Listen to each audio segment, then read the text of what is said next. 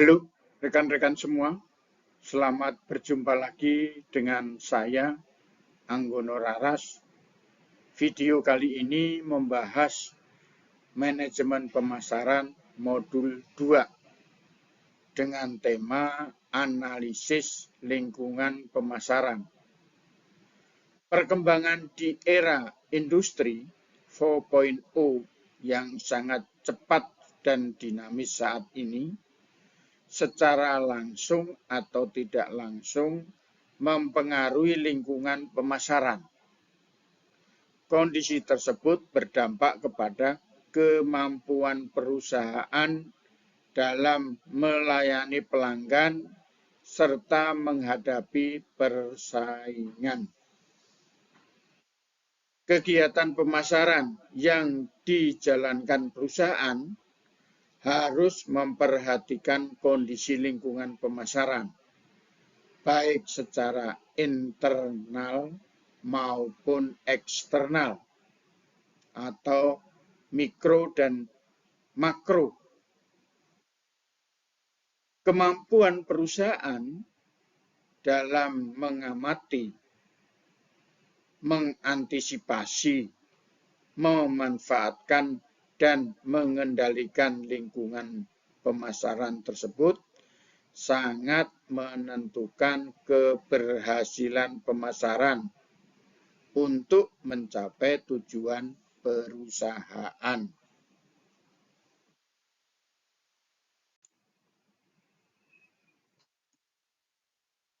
Definisi lingkungan pemasaran.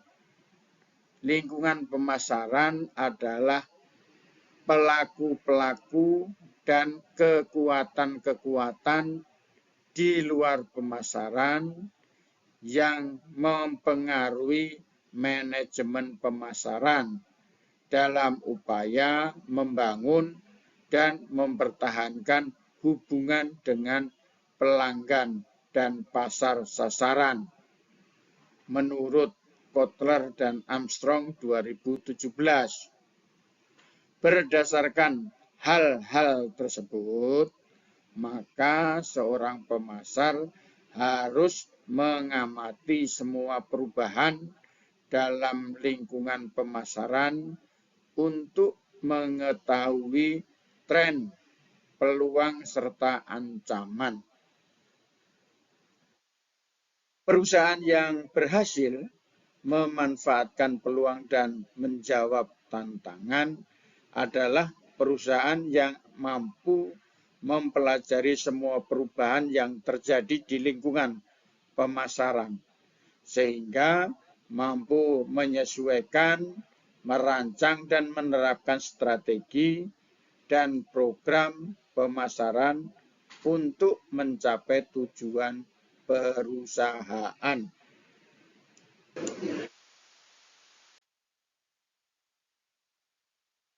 Menurut Kotler dan Armstrong 2017 halaman 92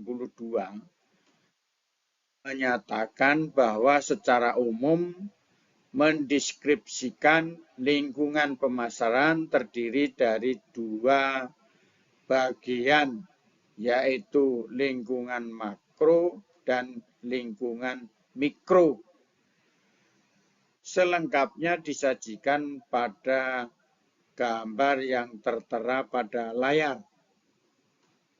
Sementara Kotler dan Keller pada tahun 2016 membagi lingkungan pemasaran yang terdiri dari satu lingkungan tugas atau task environment dan yang kedua lingkungan luas atau work environment.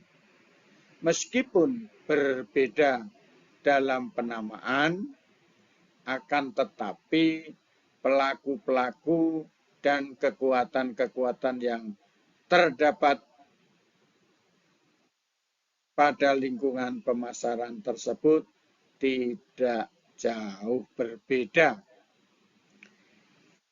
Kita lihat lingkungan mikro, yaitu berbagai kekuatan yang dekat dengan perusahaan yang mempengaruhi kemampuan melayani pelanggan, antara lain perusahaan, pemasok, perantara, pemasaran, pesaing, masyarakat umum, dan pelanggan.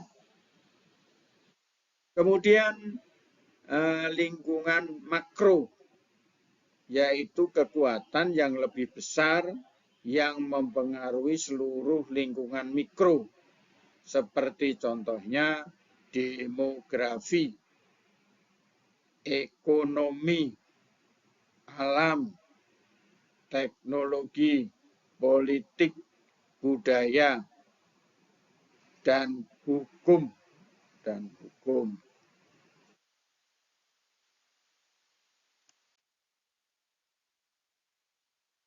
Lingkungan mikro. Pelaku utama dalam lingkungan mikro terdiri dari perusahaan, pemasok, perantara, pesaing, masyarakat umum atau publik, dan pelanggan. Sementara kita akan mencoba menjelaskan masing-masing komponen di dalam lingkungan mikro. Yang pertama adalah perusahaan.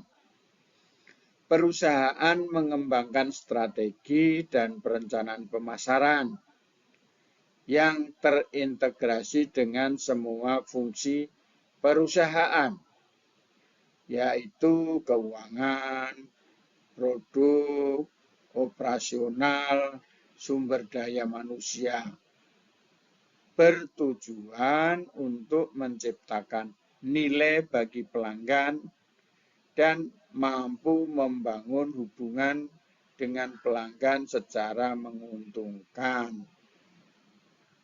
Dalam jangka panjang, strategi pemasaran yang dirancang oleh perusahaan harus berorientasi kepada pasar yang akan dilayani dan produk apa yang akan ditawarkan.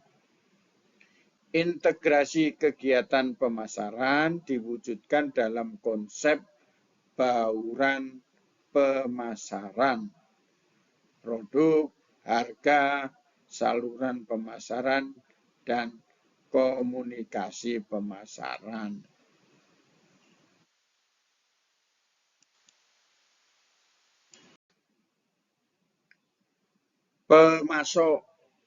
Pemasok merupakan salah satu mata rantai penting dalam sistem penghantaran nilai kepada seluruh pelanggan perusahaan. Perkembangan pemasok dapat secara serius mempengaruhi pemasaran.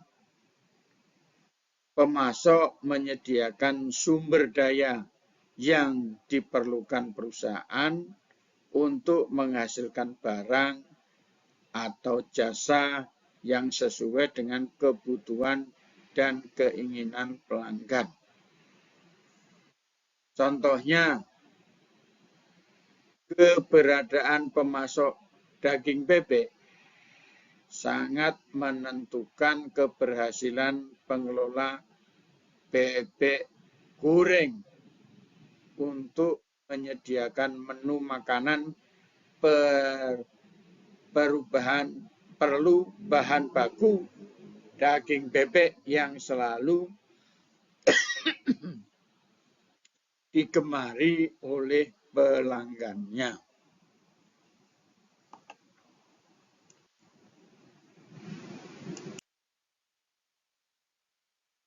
Perantara pemasaran.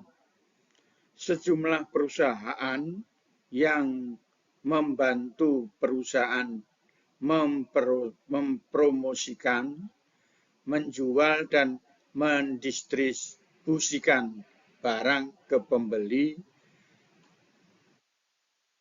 terdiri dari penjual perantara, perusahaan distribusi fisik, agen jasa pemasaran, perantara keuangan, dan lain sebagainya. Perantara pemasaran membentuk komponen penting dari sistem penyerahan nilai keseluruhan perusahaan untuk menciptakan hubungan dengan pelanggan yang memuaskan. Perusahaan harus melakukan lebih dari sekedar optimalisasi kinerja, namun harus bermitra secara efektif dengan pemasok dan perantara pemasaran. Contohnya, Unilever bermitra dengan PJN atau Panjunan dalam mendistribusikan produknya di wilayah Kota Bandung. PJN sebagai perusahaan distributor menyampaikan produk-produk tersebut sesuai dengan kriteria tepat waktu, tepat jumlah, tepat tempat, dan tepat kualitas sebagai bagian upaya Unilever untuk membangun hubungan yang kuat serta menguntungkan bagi pelanggan.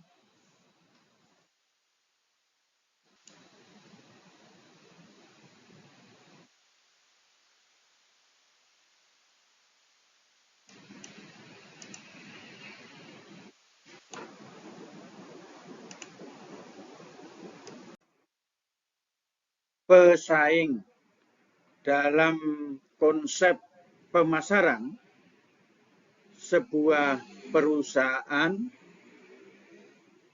harus memberikan nilai dan kepuasan kepada pelanggan lebih besar dibandingkan dengan pesaing-pesaingannya. Tidak ada satupun strategi persaingan pemasaran yang terbaik bagi semua perusahaan.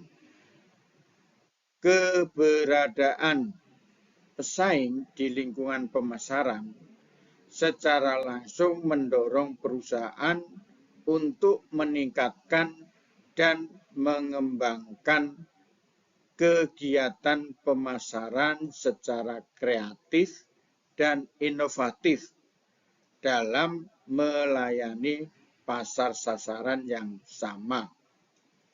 Setiap perusahaan harus memikirkan ukuran dan posisi dirinya di industri sendiri dibanding dengan para pesaing. Sebagai contohnya, untuk merespon persaingan yang semakin ketat dalam industri transportasi berbasis aplikasi, PT Gojek Indonesia meluncurkan berbagai macam layanan yang disesuaikan dengan kebutuhan dan keinginan pelanggan, seperti menawarkan layanan pemesanan makanan melalui atau layanan belanja di retail melalui GoShop dan lain-lain.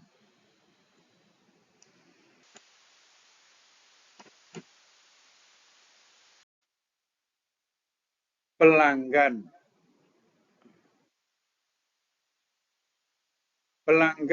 merupakan pelaku utama dalam lingkungan mikro. Penghantaran nilai kepada pelanggan menjadi tujuan utama untuk mengikat dan membangun hubungan pelanggan yang tepat secara menguntungkan. Oleh karena itu, perusahaan dan pemasar harus mengenal dan mempelajari setidaknya terdapat 5 tipe pasar pelanggan yang harus dilayani dengan baik, yaitu yang pertama pasar individu. Individu rumah tangga yang membeli barang atau jasa untuk konsumsi pribadi. Kemudian yang kedua pasar bisnis. Membeli barang atau jasa untuk diproses lebih lanjut atau digunakan dalam proses produksi. Yang ketiga, pasar penjual perantara. Membeli barang atau jasa untuk dijual kembali dengan tujuan mendapatkan laba. Yang keempat, pasar pemerintah. Lembaga pemerintah yang membeli barang atau jasa untuk menyediakan fasilitas umum atau mengalihkan barang atau jasa kepada pihak lain yang membutuhkan. Yang kelima, pasar internasional. Membeli di luar negeri yang terdiri dari pelanggan, produsen, penjual perantara, dan pemerintah.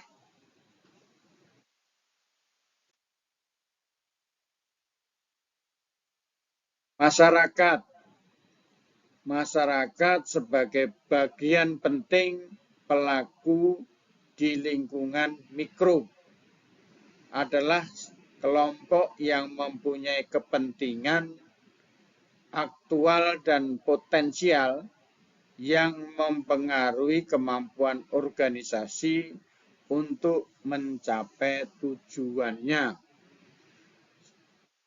Yang pertama ada namanya masyarakat keuangan. Mempengaruhi kemampuan perusahaan untuk memperoleh dana. Terdiri dari bank, perusahaan investasi, saham, dan lain sebagainya. Kemudian yang kedua, media. Kelompok yang menyebarluaskan berita, mengangkat topik, dan mendapat editorial terdiri dari surat kabar, majalah, radio, dan televisi, serta media online. Kemudian yang ketiga, pemerintah. Berkaitan dengan isu-isu atau aturan dan perundang-undangan. Yang keempat, lembaga swadaya masyarakat.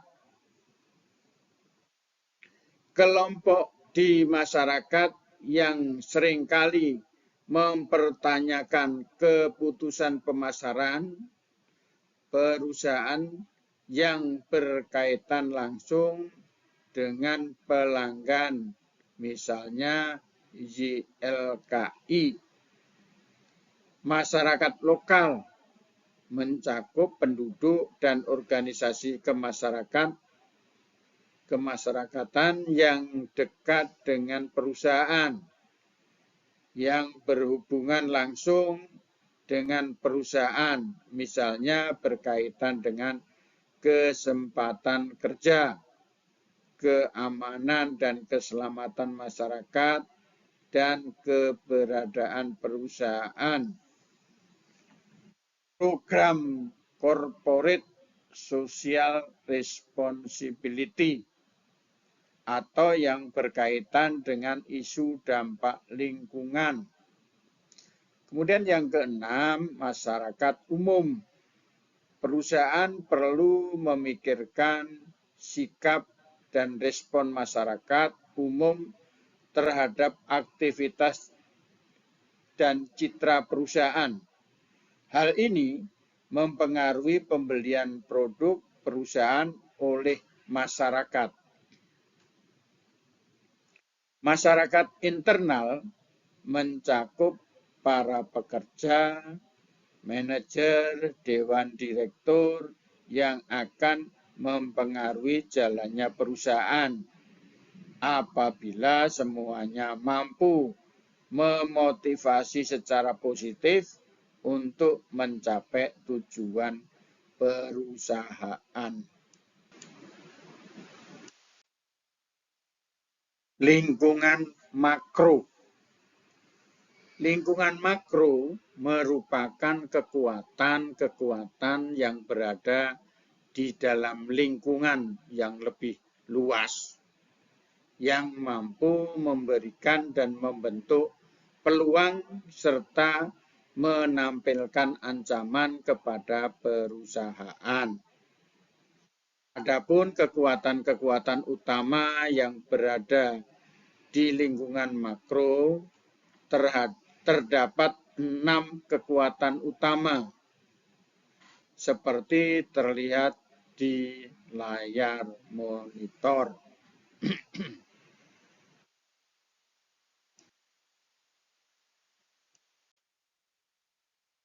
Demografi. Lingkungan demografi telah mengenal manusia dalam jumlah, kepadatan, umur, jenis kelamin, lokasi, ras, jenis pekerjaan, dan angka statistik lainnya. Peran manusia dalam lingkungan demografi menjadi perhatian pemasar perusahaan karena menjadi faktor penentu dalam membentuk pasar.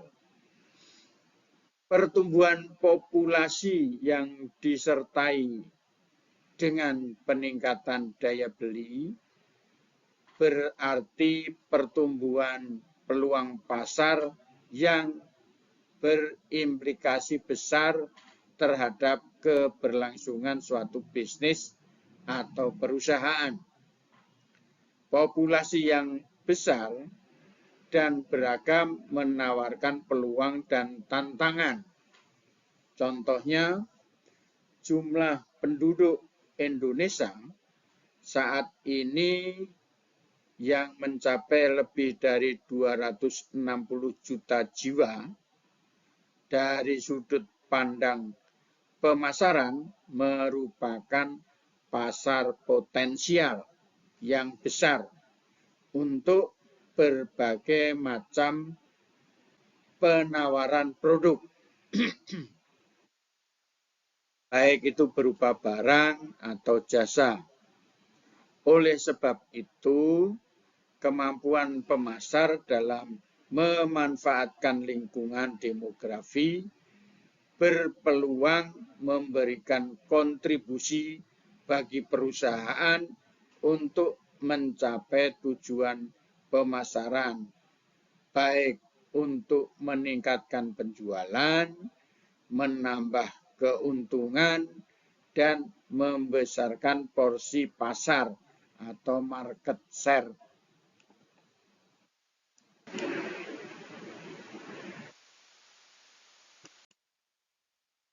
Lingkungan ekonomi.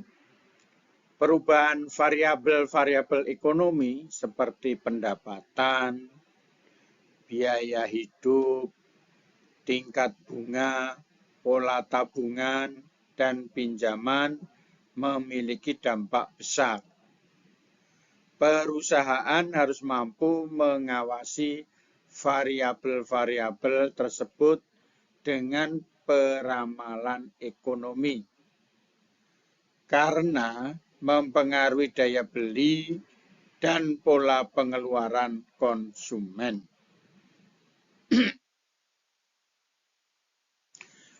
Kondisi ekonomi yang memadai merupakan peluang bagi perusahaan untuk mengambil keuntungan dari perubahan yang terjadi dalam lingkungan ekonomi.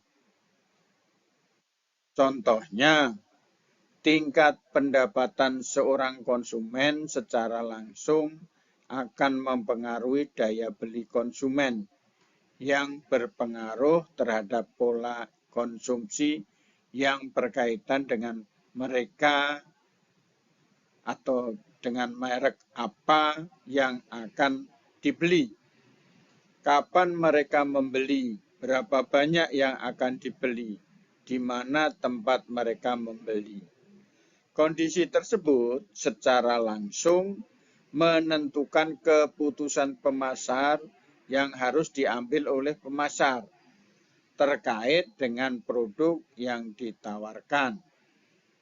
Harga yang ditetapkan, saluran pemasaran yang dipilih, serta pesan dan informasi yang disampaikan harus sesuai dengan perilaku konsumen sasaran.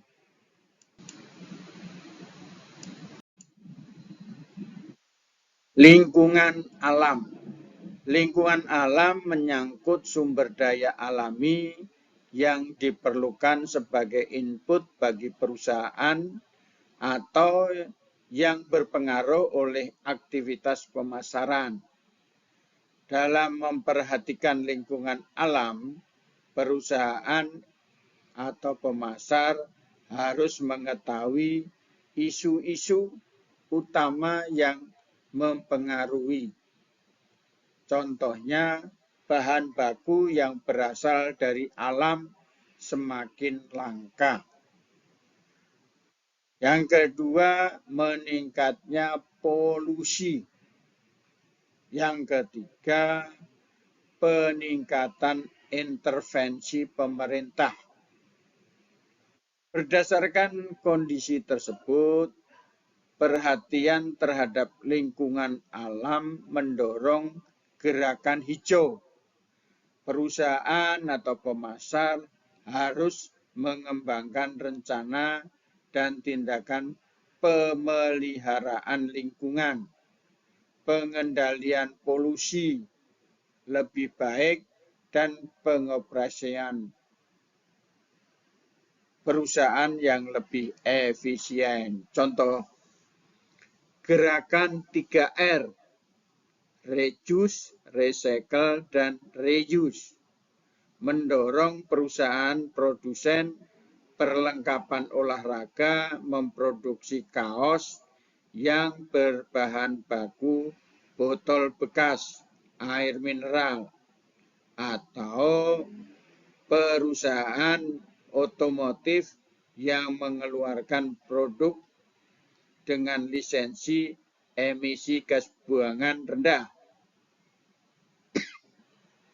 atau pemasar mensosialisasikan pengurangan penggunaan kantong plastik untuk belanja.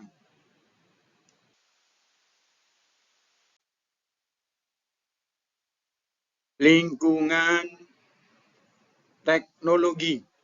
Lingkungan teknologi berubah sangat cepat, sehingga perusahaan atau pemasar harus memperhatikan lingkungan teknologi dengan cermat. Kekuatan-kekuatan yang terjadi karena lingkungan teknologi menciptakan peluang menghasilkan produk, baik itu berupa barang atau jasa.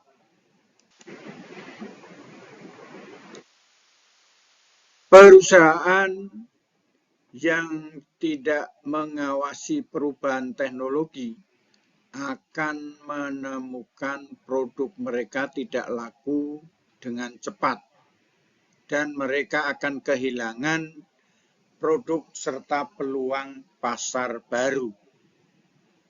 Sebagai contoh, perkembangan pesat e-commerce karena adanya teknologi internet memberikan keuntungan bagi pemasar dalam mengembangkan strategi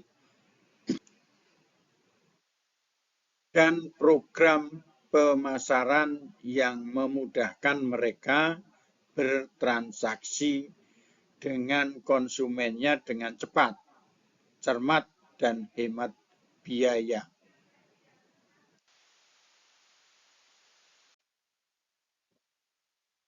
Lingkungan politik. Lingkungan politik terdiri dari perundang-undangan, badan pemerintah, dan kelompok yang berpengaruh, yang mempengaruhi dan membatasi berbagai organisasi dan individu di masyarakat. Penerapan peraturan atau perundang-undangan bisnis antara lain melindungi perusahaan-perusahaan satu sama lain atau berfungsi sebagai pengawas atau pengatur persaingan usaha. Kemudian yang kedua, melindungi konsumen dari praktek bisnis yang tidak wajar. Yang ketiga, melindungi kepentingan masyarakat terhadap perilaku bisnis yang tidak terkendali. Contoh, Indonesia dengan mayoritas penduduk Muslim mendorong penetapan peraturan pemerintah yang mengatur sertifikasi halal untuk produk atau barang serta jasa.